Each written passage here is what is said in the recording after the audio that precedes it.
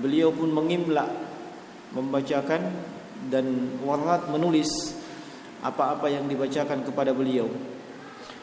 Wa katabtu bi yadayya, beliau menulis dengan tangan beliau. Ini di antara yang beliau tulis, inni sami'tuhu, sungguhnya saya telah mendengarkannya, yanha an kasratis su'ali, bahwa Nabi sallallahu alaihi wasallam telah melarang untuk banyak as-su'al. Kemudian wa idha'atil mal, menyia-nyiakan harta, wa an qila wa qala, dan juga berbicara qila wa qala, pembicaraan yang tidak jelas, pembicaraan yang tidak jelas sumbernya, referensinya, dan yang semisal dengan itu.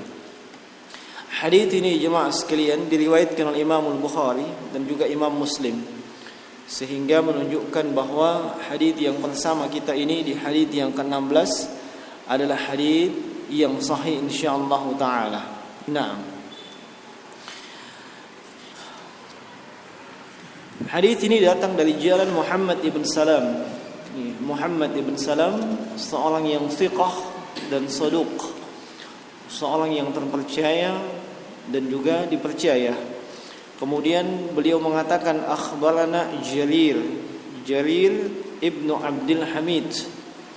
Jarir di sini adalah ibnu Abdul Hamid. Naam, seorang yang thiqah. Kemudian Abdul Malik ibnu Umair. Abdul Malik ibnu Umair itu adalah Abu Umar Al-Qarashi, dan Abdul Malik ibn Umair Abu Umar Al-Qarashi, kata Imam Ahmad bin Hanbal rahimahullahu taala, bahwasanya dia ini muttaribul hadis jiddan ma'a qillati riwayatihi. Abdul Malik ibn Umair Abu Umar Al-Qarashi itu periwayatan hadisnya goncang. Periwayatan hadisnya goncang sekali, dan bersamaan dengan itu periwayatannya juga sangat sedikit. Nah, periwayatannya sangat sedikit. Dari Warrat ini adalah penulis atau tukang tulisnya, Al-Mughirah ibn Syu'bah radhiyallahu taala anhu. Naam. Dan Mughirah ibn Syu'bah As-Saqafi, salah seorang sahabiyun jalil, salah seorang sahabat yang mulia di antara sahabat Nabi sallallahu alaihi wasallam. Beliau mengatakan, kataba Muawiyah ila al-Mughirah, telah menulis Muawiyah. Nah, Muawiyah siapa di sini? Muawiyah yang khalifah. Muawiyah bin Abi Sufyan. Naam. Sebab di antara sahabat ada juga namanya Muawiyah, tapi Muawiyah bin Hakam. Naam. Ini penting ya, kita mengenal nama-nama pendahulu kita yang saleh, sebab kita ini meneladani mereka. Mereka lah yang mendapatkan agama Islam pertama kali dari Nabi sallallahu alaihi wasallam. Seharusnya kita lebih mengenal mereka dengan baik. Mengenal mereka, apa saja keutamaan mereka dan seterusnya. Nah, mereka adalah manusia yang terbaik yang diberikan rekomendasi oleh baginda Rasulullah. Rasulullah mengatakan dalam hadis Abdullah bin Mas'ud, "Na'am, khairun nasi qarni, tsumma alladziina yalunahum, tsumma alladziina yalunahum." Manusia yang terbaik itulah yang hidup di zamanku. Dan yang hidup di zaman Nabi sahabat. Kemudian yang datang setelahnya tabi'in. Kemudian yang datang setelahnya tabi'ut tabi'in. 3 generasi ini dipuji, direkomendasi oleh Nabi sallallahu alaihi wasallam. Mereka inilah dikenal dengan salafus saleh, pendahulu yang saleh. Dan siapapun yang mengikuti mereka, berusaha beragama sebagaimana mereka beragama, itulah disebut dengan salafi. Nah, berusaha kembali kepada kemurnian ajaran agama Islam yang telah diajarkan Rasulullah kepada sahabat, sahabat mengajarkan kepada tabi'in, dan tabi'in mengajarkan kepada tabi'ut tabi'in. Naam. Muawiyah menulis kepada Al-Mughirah ibn Syu'bah As-Saqafi, ya, uktub ilayya bima sami'ta min Rasulillah sallallahu alaihi wasallam. Tulislah kepadaku apa-apa yang telah engkau dengarkan, ya, dari Rasulullah sallallahu alaihi wasallam. Hal ini menunjukkan semangat yang tinggi, ya, semangat yang tinggi dari Muawiyah bin Abi Sufyan radhiyallahu ta'ala untuk mendapatkan hadis-hadis Nabi sallallahu alaihi wasallam. Sebab hadis dari Nabi sallallahu alaihi wasallam itu salah satu wahyu. Salah satu wahyu yang siapapun yang berpegang teguh dengan hadis-hadis tersebut tidak akan tersesat selama-lamanya. Dan tatkala terjadi perselisihan, keributan, ya, perbedaan pendapat, Nabi sarankan kita kembali kepada hadis beliau. Dalam hadis Irbad ibn Sariyah radhiyallahu ta'ala anhu, Rasulullah bersabda, "Alaikum bisunnati wa sunnati khulafa'ir rasyidin al-mahdiyyin min ba'di." Hendaknya kalian kembali kepada sunnahku. Ini peringatan, ya. Ketika kita berselisih, berbeda pendapat, mana yang benar, mana yang tepat, mana yang lebih utama dan seterusnya, iya, kita mengembalikan salah satunya ke hadis Nabi sallallahu alaihi wasallam. Dan apabila telah datang hadis Nabi sallallahu alaihi wasallam, kita tidak boleh menolaknya. Iya, kita mesti sami'na wa ata'na. Dari potongan hadis ini juga kita mendapatkan pelajaran bahwasanya boleh, bahkan disyariatkan, iya, na'am, boleh menulis hadis-hadis Nabi sallallahu alaihi wasallam. Demikian pula boleh menulis kandungan-kandungan hukum, iya, dari hadis-hadis Nabi sallallahu alaihi wasallam. Na'am, yang di masa dahulu, iya, mereka tidak mau menulis sebab jangan sampai disetarakan dengan Al-Qur'an. Tapi setelahnya para ulama itu menulis. Dikhawatirkan, iya, hadis-hadis tersebut ketika tidak ada lagi yang menghafalnya terlupakan. Ini pentingnya jemaah sekalian. Makanya para ulama hadis itu mereka punya hafalan dua, iya, dhabtus sadr wa dhabtul kitabah. Hafalan dengan hafalan biasa, menghafal di luar kepala, dengan menghafal lewat tulisan. Iya. Kalau seseorang mengumpulkan dua hafalan tersebut, di samping dia menghafal, dia juga menulis. Tatkala dia lupa, dia bisa kembali kepada tulisannya. Iya, dia bisa kembali kepada tulisannya. Apalagi hafalan kita, subhanallah, namanya manusia itu lemah. Apalagi kalau sudah sampai di usia yang sudah tua, lebih banyak lupa. Naam, bahkan terkadang lupa istrinya. Iya. Nah, itu pernah terjadi, ya. Iya, dia lupa, bukan dia lupa sudah beristri, tidak. Tapi dia sama-sama istrinya keluar, lalu dia pulang sendiri. Nah, lupa nak pulang istrinya. Kenapa? Namanya orang sudah tua. Iya, sudah mulai pikun. Nah, iya, kadang kacamatanya sendiri di kepalanya setengah mati di jari. Padahal di kepalanya. Iya, kenapa? Memang faktor usia. Demikian namanya manusia. Iya. Kalau ada manusia yang tidak pernah lupa, itu bisa naik derajat menjadi malaikat itu. Iya, bukan lagi manusia namanya, tapi malaikat. Nah, itulah manusia. Nah, sehingga jemaah sekalian penting untuk menulis hadis-hadis Nabi atau kan faedah-faedah ilmiah, iya, baik yang terkait dengan hadis, fikih dan yang lainnya. Dan penting untuk menggabungkan dua hafalan, hafalan dengan kepala dengan hafalan dengan tulisan. Nah, tayyib. Sami'ta min Rasulillah sallallahu alaihi wasallam qala Warrad, maka Warrad ini penulis, tukang tulisnya. Iya. Nah, tukang tulisnya, iya, Al-Mughirah ibn Syu'bah radhiyallahu ta'ala anhu. Tukang tulis beliau, dan Imam Ibn Hibban menyebutkan Al-Warrad dalam As-Thiqat. Artinya ini termasuk perawi hadis yang bisa dipercaya. Nah, fa amla alayya wa katabtu biyadi. Maka dia pun mengimla, membacakan, saya pun menulis. Nah, dengan tanganku. Inni sami'tuhu, saya telah mendengarnya darinya, bahwa Nabi sallallahu alaihi wasallam yanha, telah melarang an kasratis su'al, melarang dari kasratis su'al. Kalimat kasratis su'al itu memiliki dua makna. Makna pertama, banyak bertanya. Iya, banyak bertanya. Makna yang kedua, banyak meminta-minta.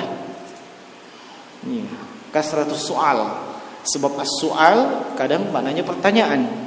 As-su'al kadang maknanya minta-minta.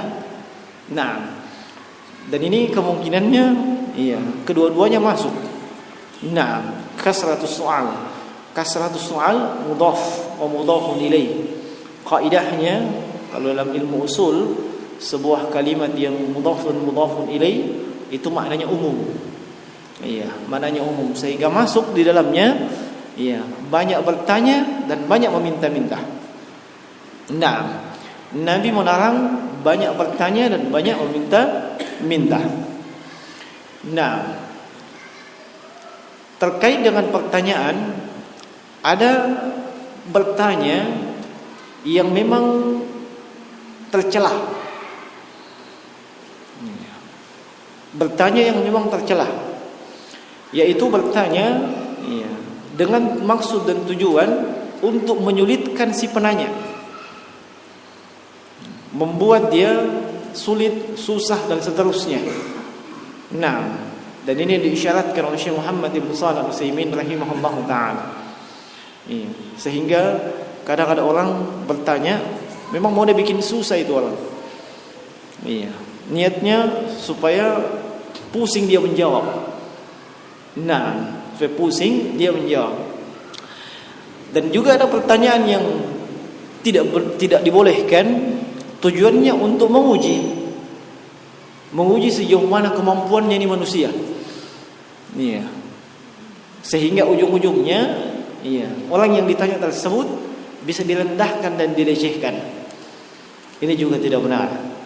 Nah, adapun bertanya yang boleh bahkan disyariatkan adalah bertanya terkait dengan ketidaktahuan dan ingin tahu.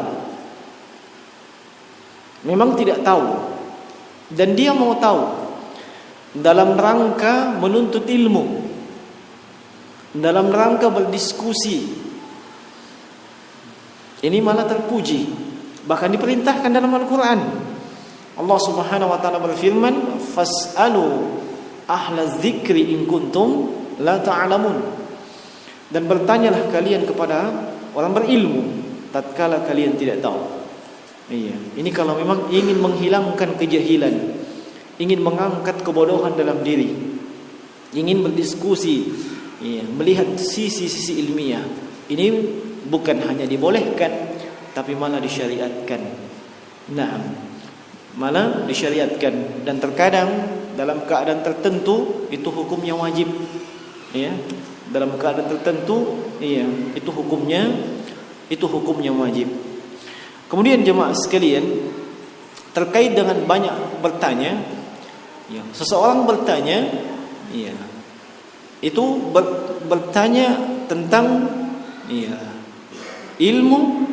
Yang kedua bertanya tentang ahwalin nas, keadaan manusia. Nah, bertanya tentang ilmu sudah disebutkan tadi, itu boleh dan disyariatkan. Kemudian yang kedua, bertanya tentang ahwalin nas, ingin mencari tahu semua seluk-beluk manusia. Ini kata Syekh Muhammad bin Shalih Al-Utsaimin, kadang orang mendapatkan tertimpa bencana dengan hal tersebut. Setiap ketemu temannya, tanya, itu si fulan itu bagaimana mi? Masih hidupkah? Sudah mati mi? Ini tercela jemaah sekalian. Nah, ini tercela.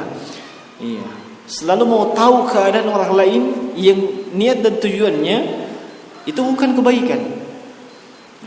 Dan kalau dia mendapatkan berita tentang orang yang dia tanyakan mendapatkan keburukan, dia malah tepuk tangan, dia malah bergembira.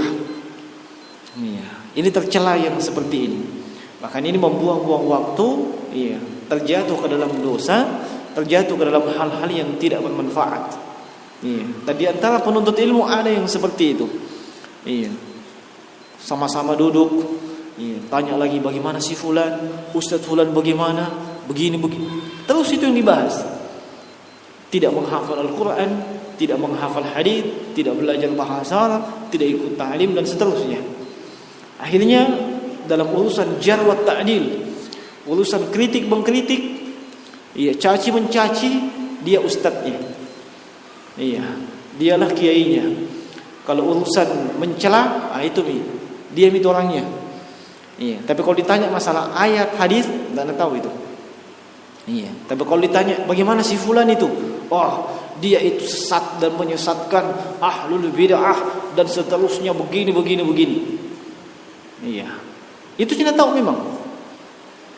Dan di antara penuntut ilmu sekali lagi ada yang habis waktunya untuk hal-hal yang seperti itu. Iya. Dan saya tidak menginginkan ada di antara kita itu melalaikan, menyia-nyiakan waktunya dengan hal-hal yang seperti itu. Nah, kemudian yang ketiga, banyak meminta-minta. Banyak meminta-minta ini jemaah sekalian termasuk perbuatan tercelah pada asalnya. Pada asalnya dia adalah perbuatan tercelah. Meminta-minta itu secara umum hanya dibolehkan ketika dalam keadaan emergensi, ketika dalam keadaan dan kondisi terdesak. Iya, keadaan dan kondisi yang terdesak. Nah, yang dikhawatirkan kalau dia tidak meminta-minta, dia bisa kehilangan nyawanya. Iya, dia bisa kehilangan nyawa anak-anaknya. Iya, dia bisa kehilangan nyawa istrinya dan seterusnya. Dalam keadaan darurat, emergensi. Iya. Kemudian orang yang meminta-minta juga itu ada dua macam secara umum. Ada yang memang betul-betul butuh. Ada yang memang betul-betul butuh. Nah, dan dia sudah melihat tidak ada jalan lain kecuali dia meminta-minta. Ini yang seperti ini layaknya diberi. Nah, dan yang kedua, ada yang meminta-minta tapi dia statusnya peminta-minta gadungan, peminta-minta palsu. Iya, ini kadang jadi profesi. Ini yang kadang jadi profesi. Ya, mereka piawai, profesional di bidang minta-meminta. Iya, biasanya kalau di sini saya lihat kurang atau tidak ada. Tapi coba jalan-jalan ke Makassar, coba lihat di bagian Masjid Raya, ada yang bawa anak-anak. Iya, dalam keadaan tidur itu anak-anak di bawah. Iya, minta-minta. Ada juga yang pakai alat-alat musik. Ada yang sengaja lipat tak kakinya, ya, supaya kelihatan cacat. Iya. Nah, ada yang sengaja pakai kursi roda dan seterusnya. Cari trik bagaimana supaya manusia kasihan sama dia, dan mencari trik di mana banyak orang ngumpul. Iya. Nah, di mana banyak orang ngumpul. Ini jadi profesi biasanya. Dan biasanya itu ada sindikatnya. Iya, ada sindikatnya, ada komandannya.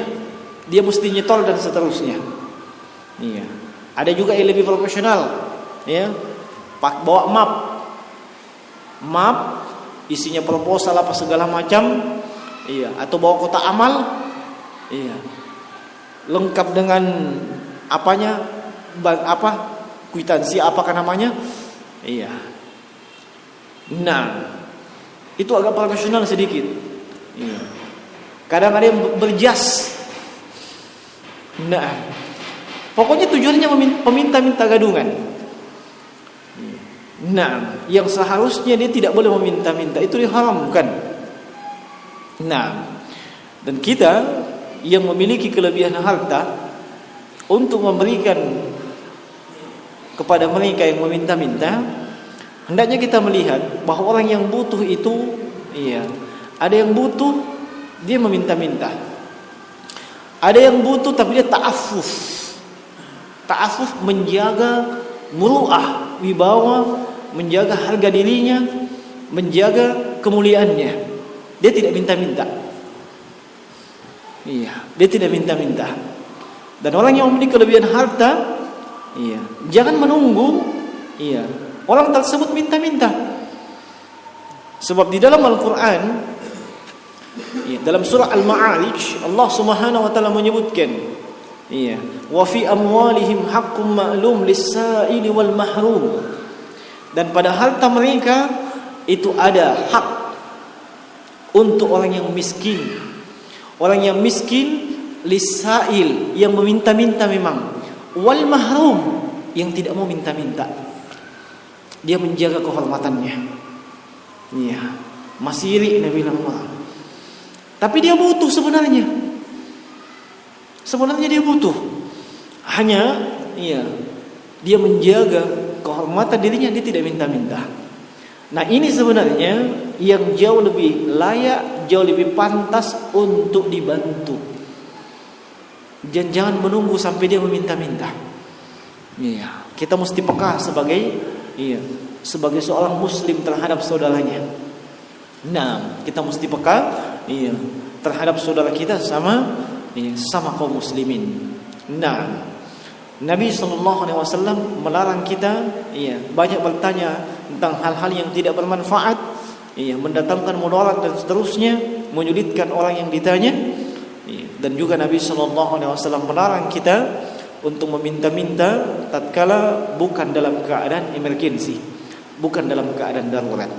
Nah, kemudian jemaah sekalian, saya teringat dengan apa yang kita sampaikan di tempat di masjid yang lain tentang bertanya.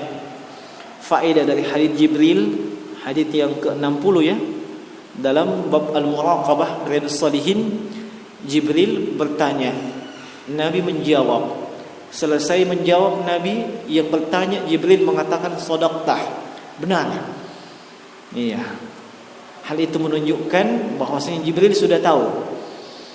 Beliau bertanya tujuannya apa?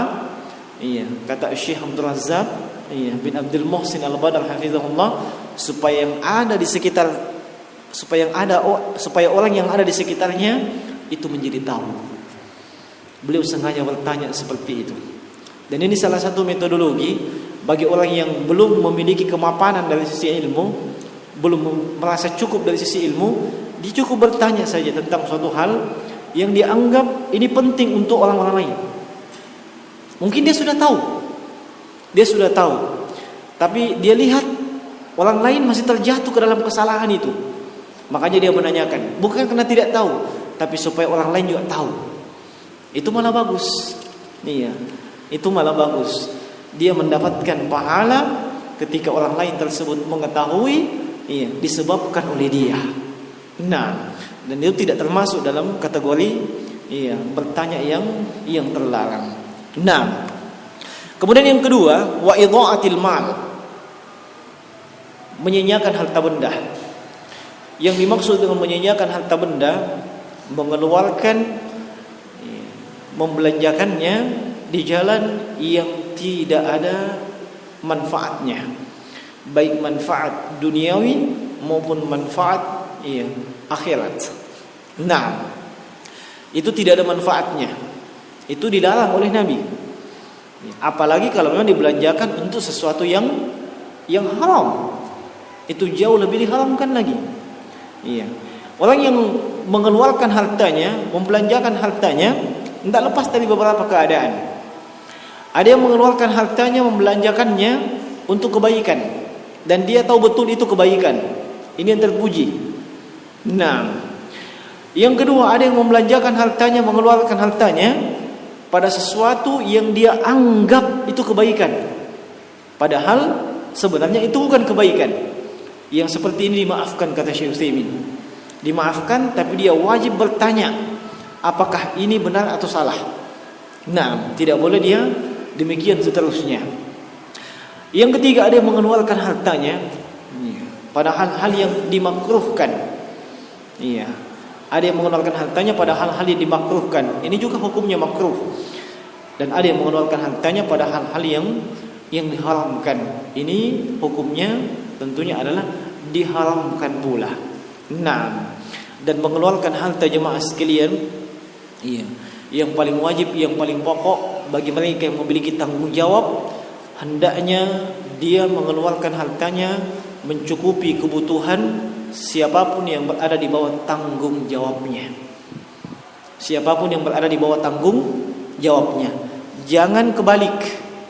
Urusan sedekah kiri kanan hebat, tapi anak dan istrinya iya, susah makan. Iya, suaminya hebat itu kalau masalah sedekah, infak. Apalagi kalau dikompak-kompai. Ai, sudah. Nah, tapi anak dan istrinya subhanallah, sulit sekali. Ini tidak benar juga.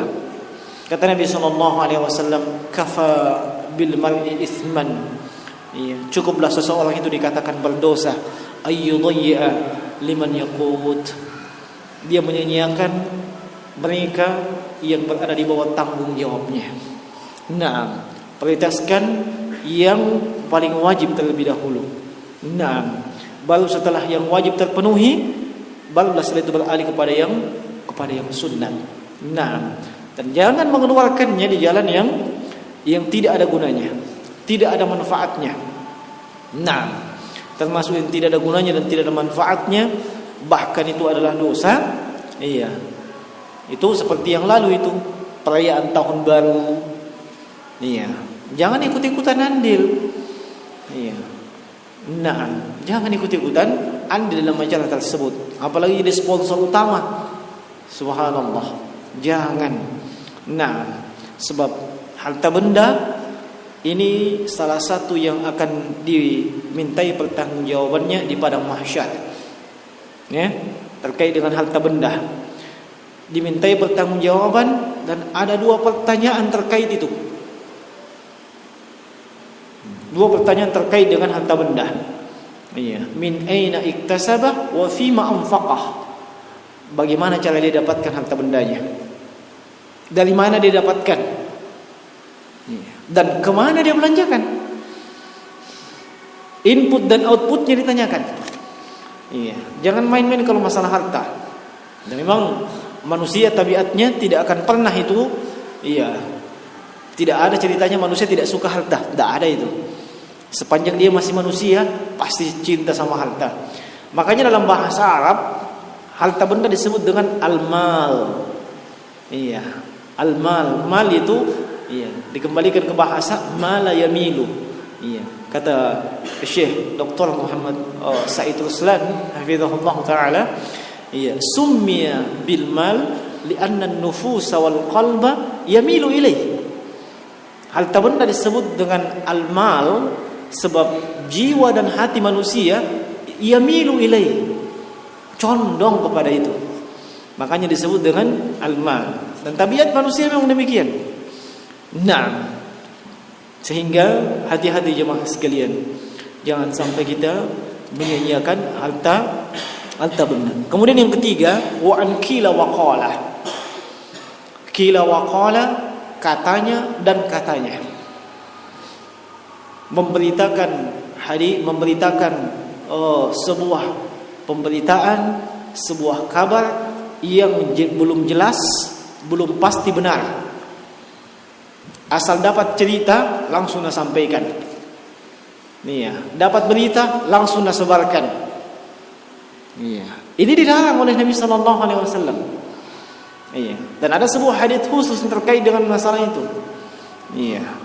Nah, Nabi melarang kita untuk menyampaikan bikulli ma yasma. Setiap apa yang kita dapatkan, dengarkan, langsung disampaikan, tanpa meneliti, tanpa mengklarifikasi, tanpa tabayyun, tanpa tasabbut apakah itu benar atau tidak. Dapat berita tetangga itu iya naik naik rezekinya. Iya, langsung diberitakan, "Wih, tetangga naik rezekinya," seterusnya. Datang semua bondong-bondong ke sana. Siapa tahu dapat pembagian. Iya. ternyata bukan naik rezekinya. Iya. Naik apa? Iya. Tidak jelas. Iya. Makanya ketika ada orang yang datang membawa berita, lihat dulu orangnya. Ini orang bisa mau dipercaya apa tidak? Iya. Bisa dipercaya apa tidak? Kalau dia pernah berdusta, hati-hati. Iya. Kalau dia pernah berdusta, hati-hati. Iya. Apalagi, iya. Kalau dia pernah berdusta terkait dengan masalah agama, itu jauh lebih mesti hati-hati lagi. Iya. Kalau dalam masalah agama dia berani berdusta, tentunya dalam masalah dunia dia lebih berani lagi. Iya. Dia lebih berani lagi. Nah, olehnya dalam Al-Quran, dalam surah Al-Hujurat, iya, Allah Subhanahu wa taala mewanti-wanti, ya ayyuhalladzina amanu in ja'akum fasiqun binaba'in fatabayyanu an tusiba qauman bijahalatin fatusbihu ala ma fa'altum nadimin. Iya, wahai kaum mukminin, in ja'akum fasik, kalau ada seorang fasik, iya, datang membawa berita. Fasik dia masih beriman, tapi melakukan dosa-dosa, dosa-dosa besar. Dia beriman, mungkin sholat, mungkin puasa, mungkin zakat dan seterusnya, tapi dia juga fasik. Nah, dia juga fasik. Orang yang seperti itu datang membawa berita, Allah sebutkan fatabayyanu, klarifikasi dulu, cek dan dicek dulu, jangan langsung dipercaya. Itu orang fasik. Apalagi kalau orang kafir. Iya, orang fasik saja yang muslim tapi dia terjatuh ke dalam dosa, datang membawa berita, jangan langsung dipercaya. Iya, apalagi kalau dia kafir. Lebih-lebih tidak boleh langsung dipercaya. Nah, mesti diklarifikasi terlebih dahulu. Nah, dan Allah Subhanahu wa taala menyebutkan akibat yang bisa terjadi, potensi yang bisa terjadi. In ja'akum fasiqun binaba'in fatabayyanu an tusiba qauman bijahalatin. Kalian menimpakan sesuatu kepada kaum, kepada seseorang, kepada sekelompok manusia, disebabkan apa? Bijahalatin, ketidaktahuanmu. Ternyata berita yang dia bawa itu salah. Ternyata berita yang dibawa itu tidak benar. Dan itu banyak di masyarakat kita. Nah, iya, khususnya bagi mereka yang suka ngumpul-ngumpul ngerumpi. Iya, suka menceritakan aibnya tetangga dan seterusnya. Iya, semuanya kumpul di situ cerita, yang benar dan salah ada semua nih. Tanpa ada klarifikasi terlebih dahulu. Iya, biasanya itu akan menimbulkan suudzon, dan membuat jalinan hubungan ukhuwah Islamiyah, bahkan silaturahmi di antara kerabat itu bisa menjadi renggang dan terputus. Kenapa? Ya, tukang bawa berita. Nah, olehnya jemaah sekalian, ya, sekali lagi, kalau sesuatu itu belum jelas, jangan langsung mau disampaikan kiri kanan. Cari tahu dulu betul apa tidak. Termasuk dalam hal ini kila waqal, ada yang datang membawa hadis, katanya Nabi bersabda begini. Jangan langsung dipercaya dulu, lihat apakah hadisnya betul atau tidak. Siapa yang meriwayatkan? Iya. Siapa yang mensahihkan hadis tersebut? Sebab kapan itu tidak benar, salah, maka itu hakikatnya sama dengan dongeng pengantar tidur. Dongeng itu tidak ada riwayatnya. Iya. Tidak ada bobotnya, tidak ada kualitasnya, itu namanya dongeng. Tidak jelas asal usulnya dari mana. Iya, sebagaimana yang biasa kita dapatkan di buku cerita-cerita anak, asal usul maling kundang. Iya, asal usul apa dan seterusnya, itu kan dongeng. Tidak ada sanadnya, tidak bisa diperiksa betul apa tidak. Nah, dan itu semua menceritakannya termasuk bagian kila waqala, menceritakan sesuatu yang tidak jelas. Tidak boleh kita ceritakan sesuatu yang tidak jelas. Iya, tapi kita mesti menceritakan sesuatu yang sudah pasti kita yakini kebenarannya. Iya. Kapan kita menceritakan sesuatu yang tidak jelas? Iya. Dan itu berpotensi membuat seseorang ribut dan seterusnya, Anda ikut andil dalam dosa. Anda ikut andil dalam dosa. Taib. Nah, sampai di sini mungkin kita akan bingung. Imam Bukhari menyebutkan ini dalam bab uququl walidain. Ya kan? Mana bagian uququl walidain? Iya. Nah, perlu kita ketahui jemaah sekalian bahwa salah satu riwayat, salah satu jalur periwayatan hadits ini, kalau ini dari Muhammad ibn Salam dari Jarir ibnu Abdul Hamid. Iya, ada salah satu jalur periwayatan yaitu dari Musa, kalau tidak salah Musa ibn Ishaq, dari Abu Awana, dari Abdul Malik ibn Umair.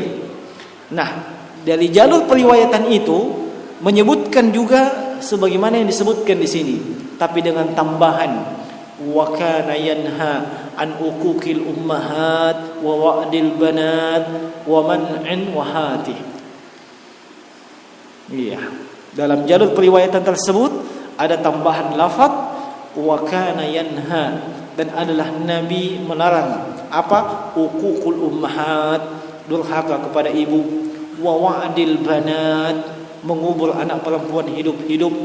Iya, wa man'in wahati. Iya, tidak mengeluarkan apa yang seharusnya menjadi kewajibannya. Sehingga jalur periwayatan tersebut dan itu ada dalam Sahih Bukhari juga. Naam, dan juga ada dalam Sahih Muslim. Nah, selesai hadits ini. Sampai di sini ada mau bertanya, silakan. Sebelum kita masuk bab yang baru.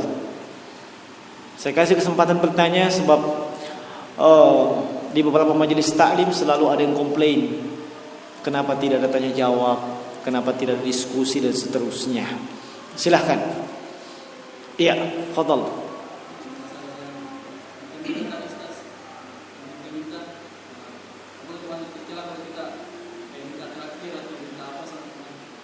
Minta traktir kalau kita sebenarnya mampu, tercelah. Iya. Tapi kalau mau memotivasi orang lain untuk berinfak, boleh. Iya, itu dibedakan. Ya, mungkin ada yang habis dapat pesangon, ya. Dapat pesangon. Subhanallah, alangkah bagusnya kalau itu dibuatkan semacam acara makan-makan. Iya, dan diundang teman-teman. Itu kan motivasi. Iya. Beda kalau kita katakan traktir dulu, tolong belikan dulu. Beda. Iya, itu untuk kepentingan pribadi. Nah, dan biasanya seperti ini. Nah, ingat, ini dulu yang suka mentraktir. Pas dia ketahuan dapat sesuatu, traktir kak juga. Nah, itu tidak boleh kalau kita mampu. Iya, kecuali kalau memang kita tidak ada kemampuan dan butuh. Iya, dan butuh. Dan sebenarnya seorang muslim tidak perlu disampaikan kepadanya traktir kak dulu. Kalau dia lihat saja kondisi saudaranya. Iya. Kalau dia memang peka dan sensitif dengan kondisi saudaranya, ayo. Kamu belum makan pasti. Nah, ayo saya. Gitu saja. Iya. Atau tanya, siapa yang belum makan dan tidak punya duit, ikut saya. Itu yang punya duit tidak usah ikut-ikutan. Ya, tidak usah ikut-ikutan. Iya, jangan memiskinkan diri. Iya, sudah punya kecukupan, ikut-ikutan dalam barisan orang miskin. Iya, tidak benar itu. Iya, termasuk yang pernah saya singgung, mengurus KIS, kartu Indonesia Sehat. Iya, itu kan gratis memang, bahkan tidak ada pembayarannya tiap bulan, tidak ada. Dan diterima di seluruh rumah sakit baik pemerintah maupun swasta. Iya. Itu hanya diperuntukkan bagi mereka yang berada di bawah garis kemiskinan, yang tidak punya pendapatan tetap dan seterusnya. Ini orang yang menengah ke atas tidak mau rugi. Iya, ikut mendaftar KIS sambil memiskinkan dirinya. Iya, pendapatan pas-pasan. Iya. Padahal pas-pasan, pas mau makan pas ada. Iya, pas mau beli mobil pas ada. Iya. Nah, jangan seperti itu kaum muslimin. Berikan yang memang punya hak mereka. Nah, baik. Yang lain?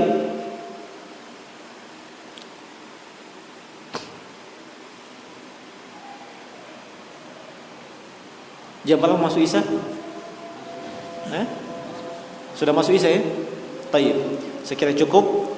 InsyaAllah nanti di kesempatan berikutnya kita masuk di bab yang baru, di bab yang ke-8 dalam Al-Adabul Mufrad.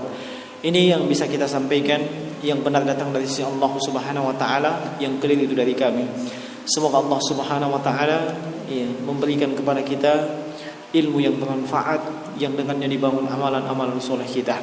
Innahu waliyyu dzalika wal qadir alaih. Subhanakallahumma wa bihamdika, asyhadu an la ilaha illa anta, astaghfiruka wa atubu ilaik. Assalamualaikum warahmatullahi wabarakatuh.